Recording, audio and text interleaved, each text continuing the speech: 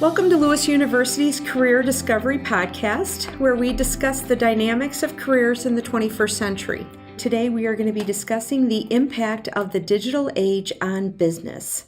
I am your host, Nina Novacek, the Assistant Director of the Graduate Admissions Office, and today we are speaking with our guest, Dr. James Oakley, Marketing Department Chair and Associate Professor of Marketing here at Lewis University.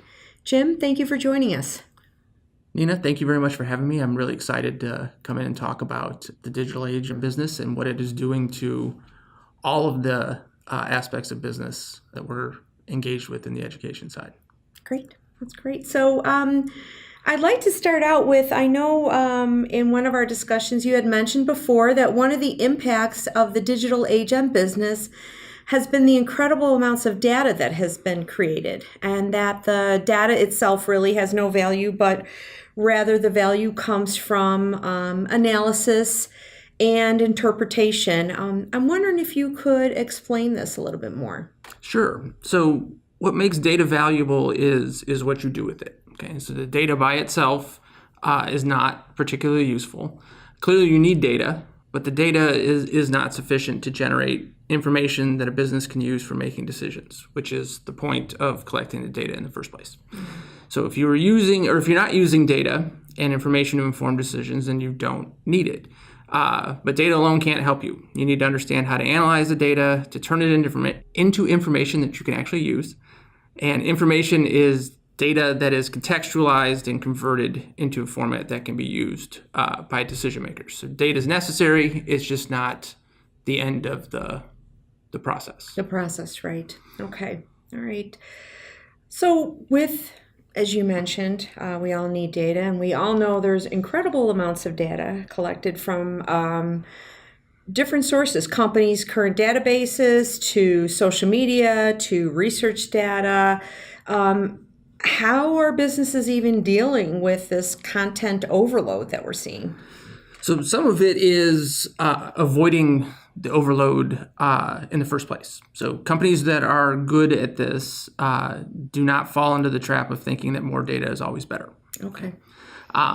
More data is certainly better than none, but there is clearly a such thing as having too much data. So an organization needs to focus on the collection and analysis of data that actually help its people make decisions. You don't need all of the data that's available in the market. Rather, you just need the data that has value for your specific organization and in that specific decision context. Okay. So it can be very easy to get inundated with all of the data that we have available to us. And even with sophisticated analysis, if it's not helping you solve problems, then you don't need it. So focus on what matters for your organization, and it's okay to ignore the other stuff that doesn't really matter. Okay. And so the best way to avoid getting inundated or content overload is focus specifically on the stuff that's most relevant for you. Okay. So really it should be purpose-driven data. Why are we even collecting it in the first place? And what's the purpose for this? What are we looking to get out of this particular data? Exactly. Yeah. So you figure out what the problem is and ask that question. Why are we doing this?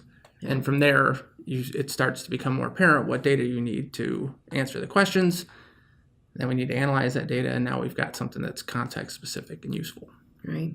It seems to be a lot more cleaner than get everything and then we'll deal with it later. Yes. There you just end up with lots of data. Yeah. So some companies, they're aware that this digital technology changes incredibly fast and are willing to provide continuing education and training for their employees. They recognize that upskilling a workforce in relevant technologies can be proactive, but what about analysis? So there's a few things to consider here. So one is many of the sources of data that we currently are getting access to just didn't exist even 10 years ago. So when I was in school, when I got my undergraduate degree, there was no internet.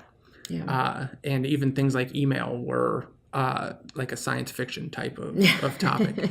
And then when I went back and got my PhD, graduating with the PhD, the social media revolution hadn't taken place yet. Okay, so YouTube is the oldest of all of the social media channels, and it's from 2005. Right, so that's the oldest of all the social media channels, and at 13 years old, it's barely an adolescent. Okay, so with all of these new sources of data come new methods of analysis and new means of communicating results of that analysis. And modern statistical software is really powerful, but it's not a whole lot of value unless you know how to use it. Yeah. There's a whole lot of things that it can do, but there's a learning curve in understanding how to use that software and understanding what the results that the software provides you are actually telling you as a user.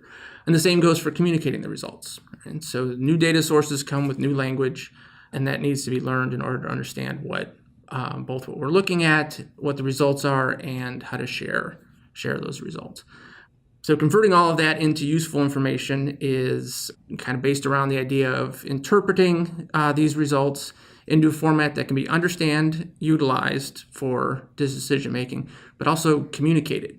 And so we create something like a dashboard or another method of sharing information across an organization is a concept that is reasonably new. Okay, so it's not the sharing of all kinds of information. It's only specifically the information that's relevant to our particular user, and we want to present it in a way that that user can understand it without having to go through any complex analysis of their own. Okay, so the point of doing the analysis is to get the results in the hands of the decision makers in a fashion that they can actually use it. And all of this is relatively new. So, one of the optimal ways to gain these skills is continuing education opportunities to see what's new, what's evolving, what's changing, and get access to that new set of technology and also the new language that comes with it. Yeah, it's a big challenge. I can't believe that YouTube is 13 years old. I didn't think about it that way. It's an eighth grader now. So, along with the collection of large amounts of data, companies must face the issue of securing it. How are they going about securing this data, and what skills are they looking for when hiring employees to be involved in this security? So, one of the most fruitful and interesting things about the digital age, so the last 20, 25 years, is the amazing opportunity that it's presented to businesses and customers. So you can reach customers around the world much cleaner and quicker than you could ever hope to do so in the past. But with that comes this reality that you have all of this data that's just sitting out there. And if a business can access the data, so can anyone else who knows where to find that data. So anywhere that data is being created or stored, it has to be secured against those who would do something that's disreputable or other activity with that data. Identity stealing and access to credit card information or banking information. All of that is just kind of sitting out there in the cloud today. So the need for skill development in this area is critical. New techniques for cracking security measures are coming about every day, meaning that we need new responses and security measures to be in constant development. So from understanding hacking to data and systems forensics, nearly all of this is brand new and it's in constant flux. So organizations need to engage in data security practices, meaning that there are all of these opportunities for data and information security experts, and this is a very new field. So when you're looking for employees that can help in this area, sometimes you're looking for people who may have skills that sound strange, like a hacker. Okay? A hacker on what we would call an ethical hacking side is someone who's trying to foresee how a more nefarious character might try to get into your data. Okay? And they do that themselves to find where the holes or the weaknesses are in your security measures. And it's one of those things where those kind of activities are constantly happening in the data stream, and the need to constantly stay ahead or keep up with where the security issues are is a constant threat.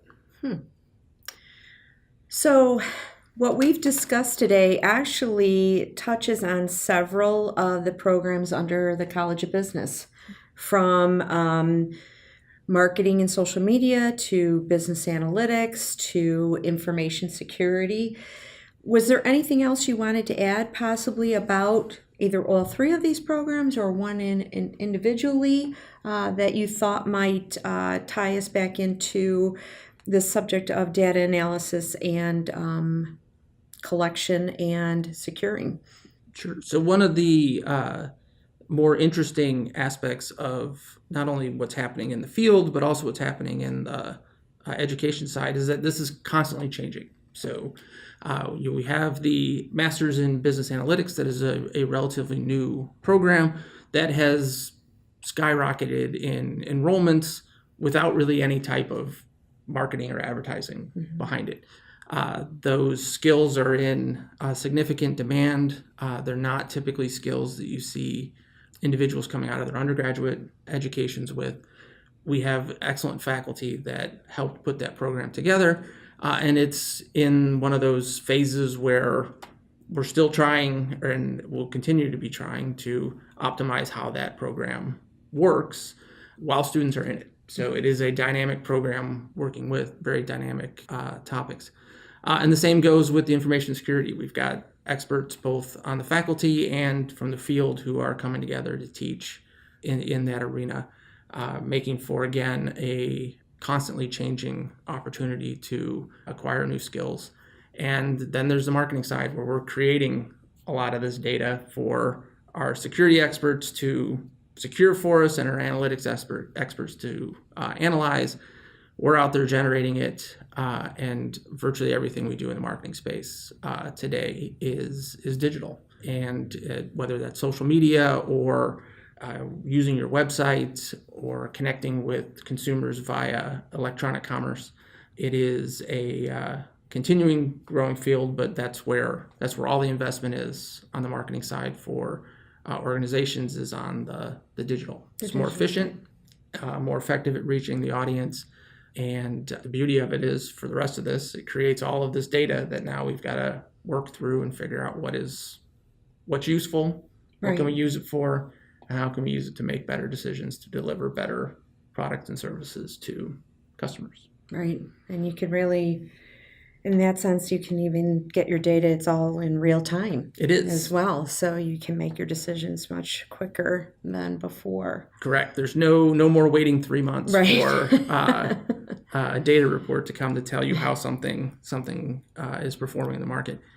We can see it immediately. Right. The most interesting thing about things like dashboards and other modes of communicating information is those are absolutely real time as well. So there's no delay. There's no aggregation of data that needs to take place. I can see the impact of activities we make immediately, and then you can change on the fly. Right.